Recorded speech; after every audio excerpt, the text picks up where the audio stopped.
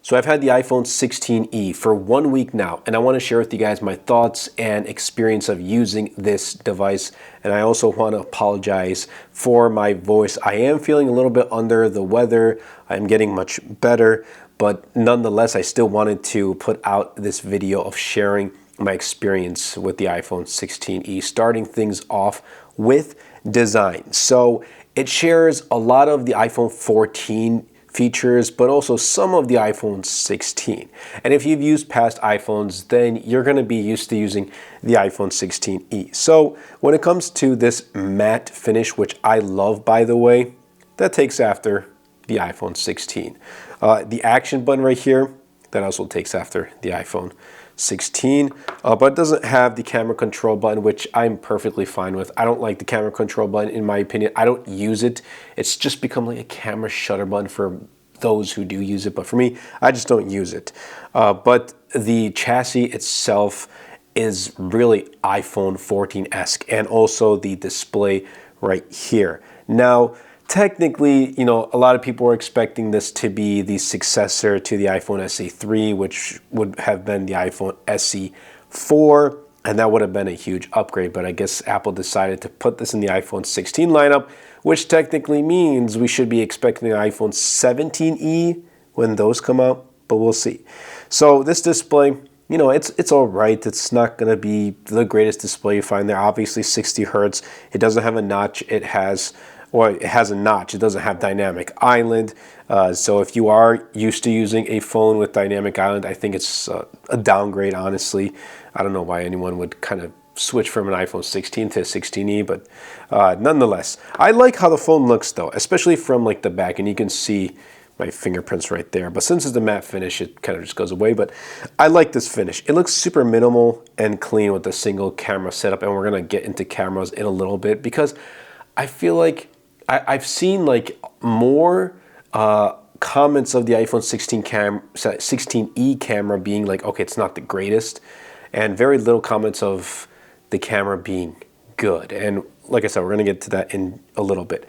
But overall, I think design, you know, we're used to. So if you really like this iPhone 14 with a more flatter side, it's not, you know, it has flat frames. iPhone 16 also has flat frames, but it's not, it's like rounded flat frames, if you know what I mean, whereas the iPhone 16e is more sharp, and again, that takes from the iPhone 14. And, you know, display, again, it's 60 hertz, it's all right. It doesn't get too bright. I guess a max peak brightness of 1200 nits, super thick bezels. Again, these are things you would go into expecting with the iPhone 16e, but then it does make me question, well, does the person picking up the iPhone 16e really care about this? Like, I take a look at the iPhone XR, that also had a lot of drawbacks, but I also knew a lot of people who were in the Apple ecosystem, like well invested into the Apple ecosystem, using an iPhone XR, and they were picking it up mainly because of its lower price tag. Anyway, let's move on to the software and the performance.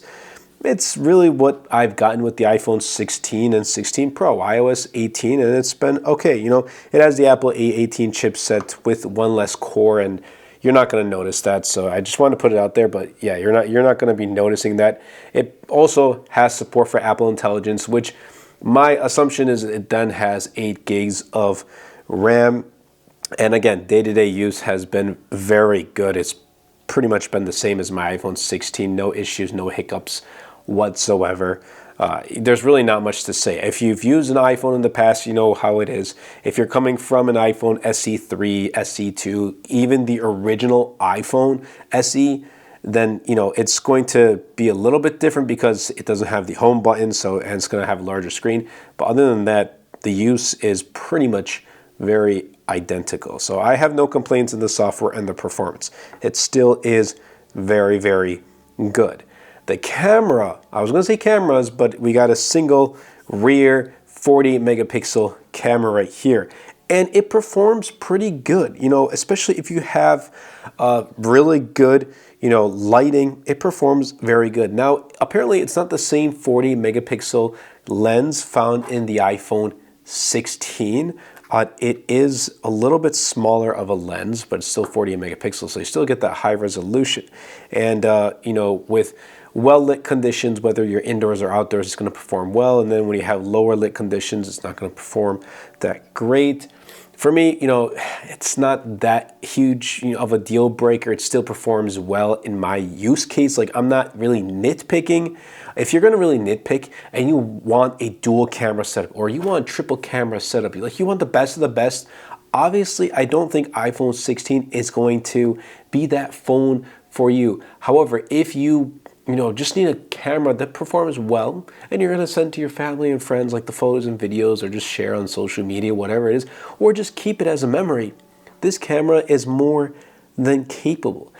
Even if you are looking to start making content and this was your budget, or this was the first phone you got and whatever it is, this is still a very good camera. I think a lot of cameras nowadays in phones are super good that you can start making content. I mean, I started this channel with an LG G3 back in 2014, and it's been great. It's been a great journey so far, so huge shout out to all of you guys who have subscribed and have been supporting the channel. But again, this is still a pretty good camera setup, albeit not the best iPhone camera setup you can get, but still a pretty decent one. Now, the one great thing about the iPhone 16e is the battery life, and the battery life on this phone has lasted much longer than the iPhone 16, and I do believe it does have a larger battery capacity as well, so that does equate to having better battery life too. But it's been great. If you want a phone with long battery life, you're probably going to go with the iPhone 16e. Now, the one thing I'm still not too happy about is the fact that it doesn't support MagSafe, and I think that's a pretty big omission to have, especially when the price tag, and I'm going to get to that in a moment, which is $599. But for someone like me, I always use MagSafe, and some may argue that MagSafe and wireless charging isn't healthy for your phone and this and that, or just, hey man, get a case that has magnets, that has MagSafe, and use it that way. And yes, that's cool, but forget charging. I use a MagSafe wallet, and this doesn't have MagSafe. Again, you can use a case to get MagSafe, but then you have to think about those people who don't use cases. There are quite a few people who have an iPhone that do not like to use cases whatsoever, but like to use MagSafe products, if you know what I mean. So it's like, when you're in that situation, then what do? You're probably either going to have to kind of stop using MagSafe accessories, MagSafe charging, or pick up a case to continue using those products. So it is kind of like something to question. Is it really a part? You have to look at how it affects your thing. If you really use MagSafe every single day, it's going to be important for you. If you can get by with just a case, that's okay.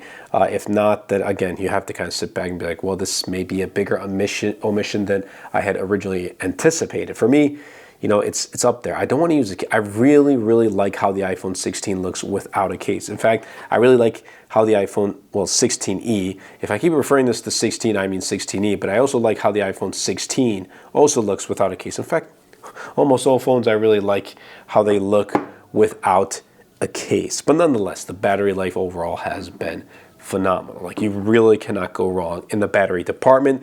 And then, like I said, I mentioned price, but $599 for starting 128 gigs. I think that's a little too much. People are still going to buy it. Apple's still going to sell a lot of iPhone 16es, but I don't know. I just think it was a little too much. Maybe if this was priced at $499 for 128 gigs, I think they would have sold much more than its current price of $599.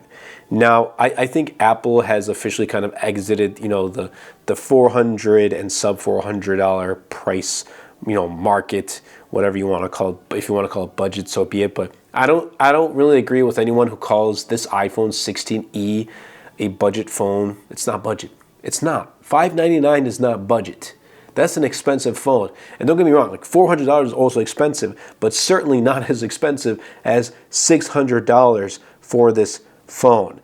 I mean, look, overall, just wrapping things up, this is a good phone. It is. But I still think there are some weird omissions, MagSafe and some other things that, could have had the same camera lens as the iPhone 16. That would have been nice. And $499, having that price tag would have been also nice. There are some other omissions, like it doesn't have Wi-Fi 6E and stuff like that. So yeah, and it has the Apple C1 chip, so you're not going to be getting like the millimeter faster 5G speeds. I don't really think that's too much of an issue for many people. But I think I found the demographic, at least, in my opinion, and I've gotten some feedback from, my friends and, my community around me. And it's, I think, those who have a previous iPhone SE that want to upgrade to a new iPhone. Then they get the iPhone 16e. And for those that I know who have an iPhone SE, whether it be the SE 1, 2, or 3, they are not really looking to, use their phone too often. They just need a phone to make phone calls and to text here and there, to take some photos for memories, and that's really it. Or maybe to watch some YouTube videos. It's nothing more than that. They're not going to use it to email. They're not going to really use it as, quote unquote, like their daily hardcore phone driver thing where they're going to be using their phone 24/7.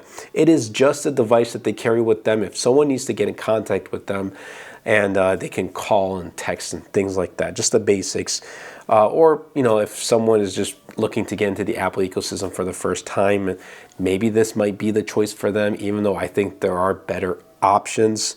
But yeah, overall, like, that's the demographic I see for users that are going to pick up the iPhone 16e. Again, there may be other groups, other demographics, and people that are picking this up for different reasons. Let me know in the comments down below.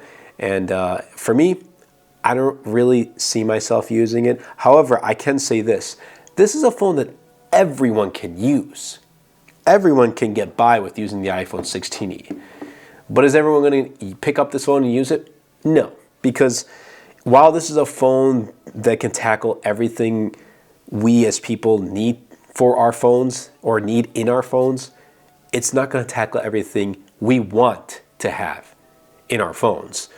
So that's why a lot of people are going to skip the iPhone 16e and go 16, 16 Pro or Pro Max, and then go for maybe even refurbished like 15 Pro. So that's what I have to say about iPhone 16e. Good phone, but maybe it's not going to be for the techies, like the real techies, or the ones who need the extras, like the extra features. But I hope you guys did enjoy this video. If you did, definitely be sure to smash the like button, comment down below, and best of all, share this video because it really does help out the channel out a lot. And will help push my content out to more people. Definitely be sure to check out my wallpaper pack. It's called Illusions 2.0. I am working on a new one that I plan to release fairly soon in the future, so stay tuned, and it's probably going to be this one. So stay tuned for that. Subscribe to the channel if you haven't already. Thank you all so much for supporting the channel. My goal here for 2025 is to get to 60,000 subscribers. I think we can do it. Thank you all so much, and I'll catch you guys in the next one.